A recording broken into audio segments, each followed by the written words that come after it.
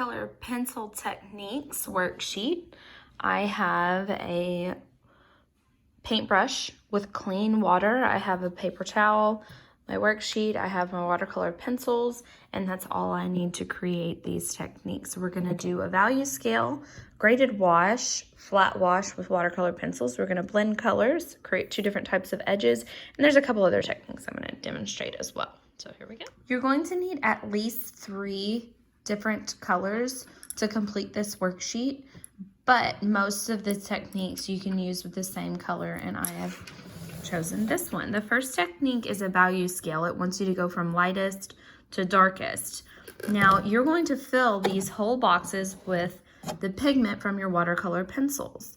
So these go on just like a color pencil, except the difference is this is watercolor pigment that is water soluble. So I'm going to add water at the end and it will be like paint. So in the light one, you're going to use light pressure. So you do a value scale just like you would a regular pencil in these boxes. So this one needs to be really light. And in each subsequent box, I'm going to apply a little bit more pressure to apply a little bit more pigment into that box. The more pigment you have in watercolor, the darker that area is going to be, versus if it's less pigment, the value will be lighter. So in each one, I'm pressing just a little bit harder so that there is more pigment inside that box.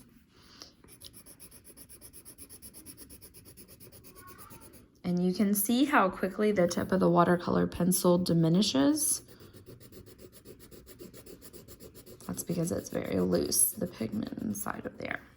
So once you have your value scale from light to dark, you're going to take your clean wet paintbrush, and instead of going from the dark pigment into the lighter boxes, you're going to start in the lighter boxes and work your way into the darker one. Otherwise, you're just going to move that pigment into the light boxes. So you have just a little bit of water.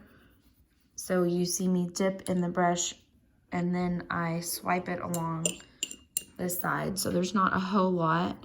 So the point of a flat wash, which is what each one of these individual boxes is to have a flat area of color. I do think it is worthwhile to try to keep your painting inside of the boxes. I'm not necessarily doing that in my demo, however. So each one of these is an individual flat wash, which is this technique. So trying to fill a large area with one color is somewhat complicated. I'm going to use a different color for this. So it's easy to make the color even in there, but what's tricky is whenever you run out of water on your paintbrush, you have to go back in and get more water. The trick is if you get too much water, then the next area that you paint in is going to end up being lighter than perhaps what you just finished painting. So, clean water. And an easy way to kind of do that is work quickly.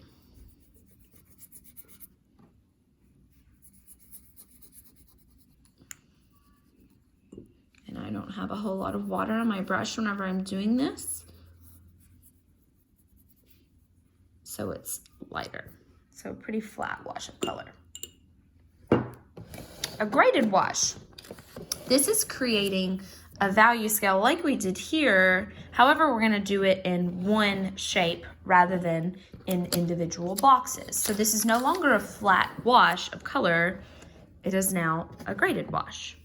So I am going to work, again, since this was the light end and this was the dark end, I'm going to put all that in one box now. So really light. And as I move across, I'm going to apply more pressure with my pencil. You can hear my cat in the background. That's Maud meowing.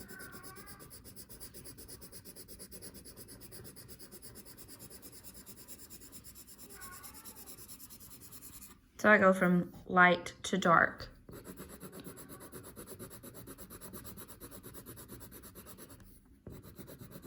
And just like I told you before, you're going to work your paint paintbrush from the light to the dark. Now I actually, whenever I do this, I would like to rotate my paper so that it just feels more natural to push it in that direction. So I've got my water,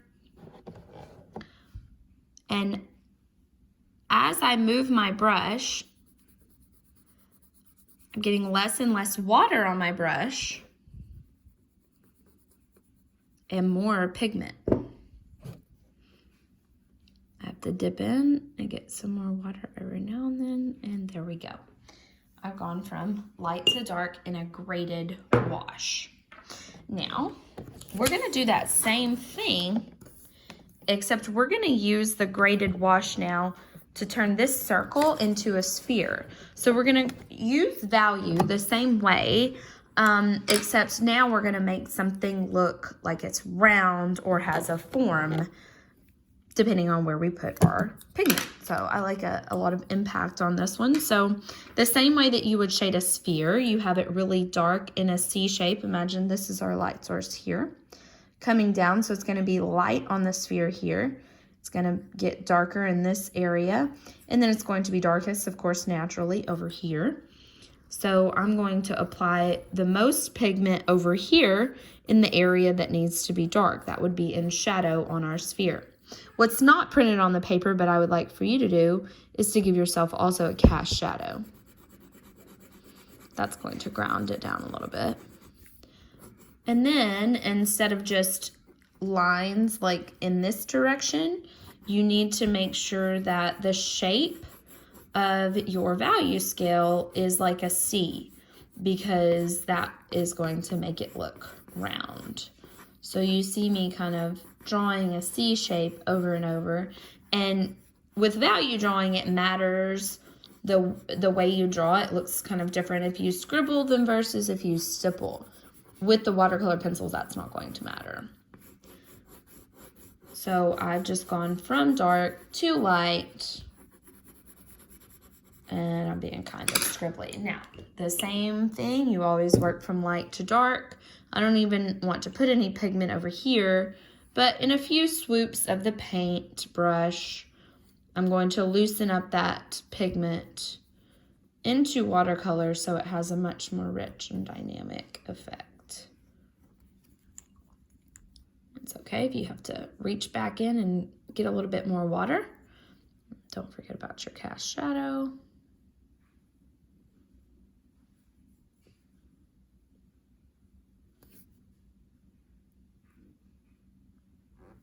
There you go. Now let's say you wanted to darken this. Now, a common thing that students do is if they want to darken anything, that they will always use black. You can use any color that's darker there to do that. You don't have to just always use black. I could have mixed in there a brown as well, to make that a little bit darker. So we're gonna also talk about layering colors as well with the watercolor pencils, which you can absolutely do. These two colors are this is just blending colors.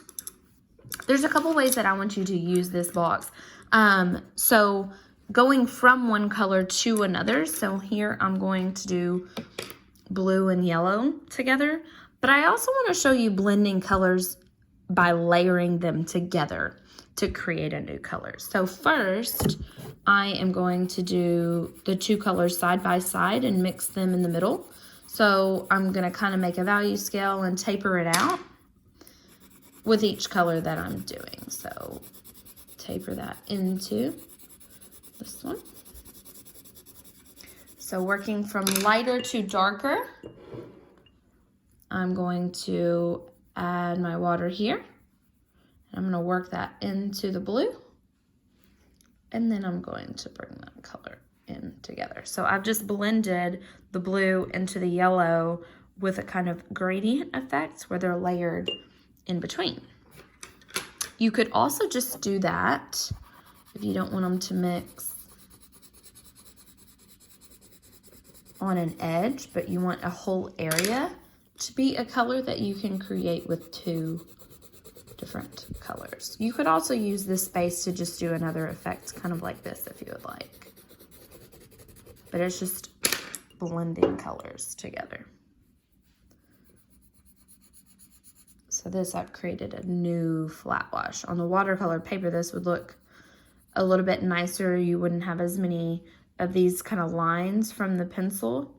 These are really high quality watercolor pencils. There we go. This area of the worksheet, it wants to show you how you can create an edge between two colors. Now the hard edge is kind of like the colors just resting next to each other. And then on the soft edge, it's a slight overlap between the colors where they're going to blend in the middle. I am going to do, let's do a pink and a purple here. So a hard edge and a soft edge, you can start the same way. But this is really going to show you the wet into wet technique, where if you let something dry, they won't blend together. If you don't, whenever you touch a wet with a wet, they're going to want to blend. So let me show you that. So I'm starting these the same way, a pink and a purple just resting next to one another. Now, the hard edge, I want one area to dry completely. So I'm going to start over here and I'm going to not touch the purple area. And I want to let that dry before I come back and do the purple. Versus over here, where I want the area of the pink paint to be wet, so that whenever I bring my purple into it, it comes together and creates a softer edge. So this is really simple to understand. These have a soft middle, and this is going to have a harder effect whenever I come. I'm going to rotate my paper as I demonstrated earlier. And this time I'm going to be careful. I'm not going to blend the two together. And since they are, the pink is now dry, at least mostly, they're not going to integrate. So you can see the difference between those two. And that's all these two boxes want to illustrate for you. Now, a couple other techniques that you can use with the watercolor pencils, the wet paper. So I can wet paper and then draw into it. So paper is wet, and I can take this and draw.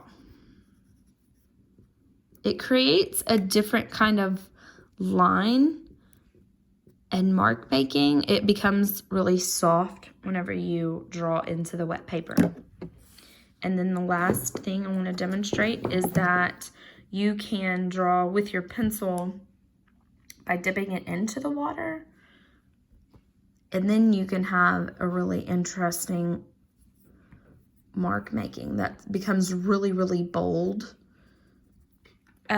This is not something that you would want to do to fill a large area of color, because you would just be wasting so much of your pigment from your brush. So you got to think about, if it's a large area of color, that would be a time where you would want to do a flat wash. You can use a graded wash to make things look round. You can layer colors over the top of each other to make new colors, or mix them in the middle to create a gradient like that.